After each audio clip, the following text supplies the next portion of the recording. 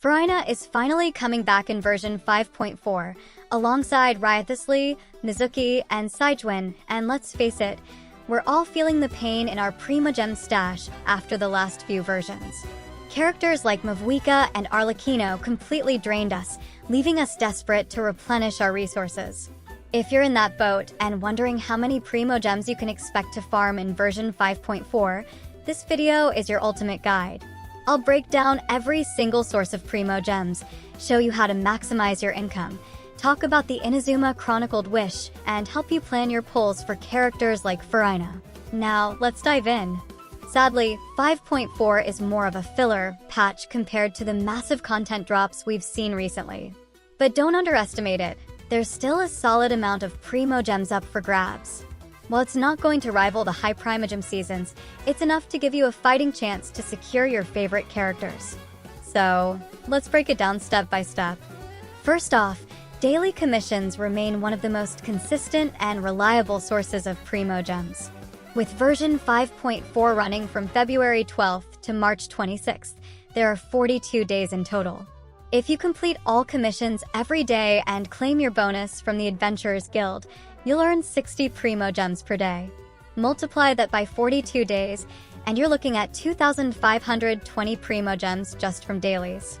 It's a grind, but for consistent free-to-play income, it's an absolute must. Next, we have Mizuki's story quest. Like every new character's quest, completing it will reward you with a one-time bonus of 60 Primogems. While it's not a game changer, every little bit helps, and this is an easy source you won't want to miss. Beyond that, the Spiral Abyss is another major source of Primogems. There are 2 full cycles to take advantage of. If you can 36-star the Abyss both times, you'll earn a total of 1,600 Primogems. Even if you don't achieve full completion, the rewards scale with your performance, so try to push as far as you can. For many free-to-play players, the Abyss is a critical resource to ensure a steady flow of pulls.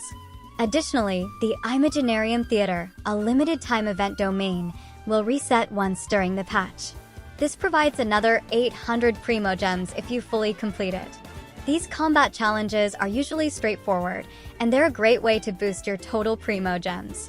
Then, there are the character trial runs.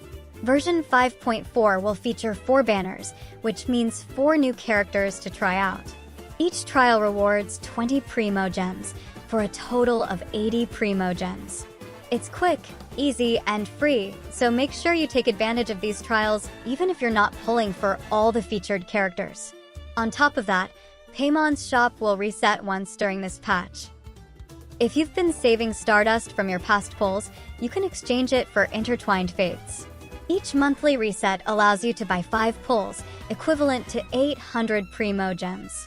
This is a great way to squeeze out extra resources, especially if you're planning for multiple banners. Update maintenance is another consistent source of Primogems.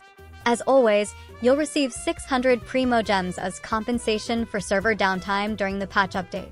This is guaranteed and requires no additional effort on your part. You just have to claim them in your mailbox. Promo codes are another bonus to keep in mind. The promo codes that we will get along this patch will grant 360 Primogems. These codes expire quickly, so it's crucial to redeem them as soon as possible.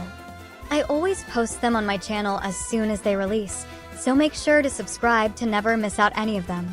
The largest chunk of Primogems during version 5.4 will likely come from limited time events. These are a staple of every patch and typically feature a mix of challenges, mini-games, and story-driven content. Based on patterns from previous updates, we can expect the events in 5.4 to provide around 2,420 Primogems.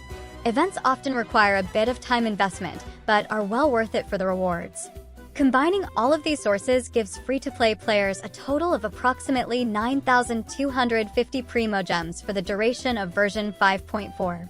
That's about 58 pulls in total, which, while not groundbreaking, is still a solid amount to work with, especially considering this is a filler patch. For those who buy the Welkin Moon, you'll receive an additional 3,780 Primogems during this patch. This brings your total to 13,030 Primogems, or around 81 pulls. Welkin Moon is one of the best value purchases for low spenders, and if you're planning to invest just a little to boost your resources, this is a great option. If you're also purchasing the Battle Pass, you can add another 1,320 Primogems to that total. Combined with the Welkin Moon, this brings the overall count to 14,350 Primogems, which translates to roughly 90 pulls. For moderate spenders, this is more than enough to secure one character, even with average luck, and maybe even aim for their signature weapon as well.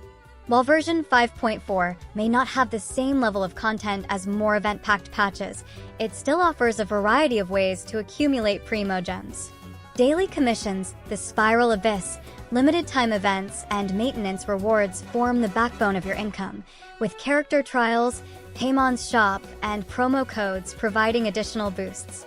By carefully managing your resources and planning your pulls, you can ensure that you're in the best possible position to secure Furina, Wriothesley, Mizuki, Sigewinne, or any other characters you're aiming for. It's also worth considering how you spend your resources. While it's tempting to go all in on every banner, remember to evaluate your roster and future needs. The game constantly introduces new characters and weapons, so having a reserve of Primogems for future versions is always a good idea. Now to another concerning topic.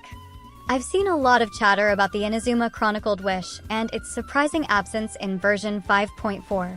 Many of us were fully expecting it to arrive in this patch. With version 5.4 being Inazuma themed, it seemed like the perfect time for this highly anticipated banner to debut. But after the special program aired, it became clear that the Chronicled wish wasn't coming. The buzz around an Inazuma Chronicled wish wasn't random. It originated from a trusted source in the leak community, Flying Flame, who had a strong track record for accurate predictions. This is the same source who correctly revealed the Liyue Chronicled wish in version 5.3 and accurately forecasted the 5.4 banner lineup. With their history of reliable leaks, many players had high expectations for the Inazuma Chronicled wish, making its absence all the more unexpected. The timing also seemed perfect. The flagship event of version 5.4 is centered around Inazuma, and introducing a Chronicled wish banner alongside it would have made sense. But in my opinion, it was the right decision not to introduce the Inazuma Chronicled wish in version 5.4. Releasing it so soon after the Liyue Chronicled wish would have felt rushed and might have overwhelmed players. Let's be honest. Most of us don't have an infinite supply of Primogems, and back-to-back Chronicled wishes could make it incredibly difficult to manage resources. By spacing these banners out, Hoyoverse gives players more time to replenish their Primogems and plan their pulls strategically, ensuring that each Chronicled wish gets the attention it deserves rather than competing with its predecessor. It's a smart approach that respects the balance between excitement and practicality. For now, we can only speculate, but the delay of the Inazuma Chronicled wish serves as a reminder that leaks, no matter how reliable, aren't guarantees. It's a good lesson in managing expectations and planning your Primogem usage wisely. It's all about pacing, and this decision ultimately helps players enjoy the game without feeling pressured to pull on everything at once. If you found this breakdown helpful, make sure to like, subscribe, and hit the notification bell so you never miss an update. Let me know in the comments which character you're most excited for in version 5.4 and how you're planning to manage your Primogem stash. As always, I'll keep you updated on the latest promo codes, event details, and tips to maximize your resources. Thanks for watching, and good luck farming those Primogems.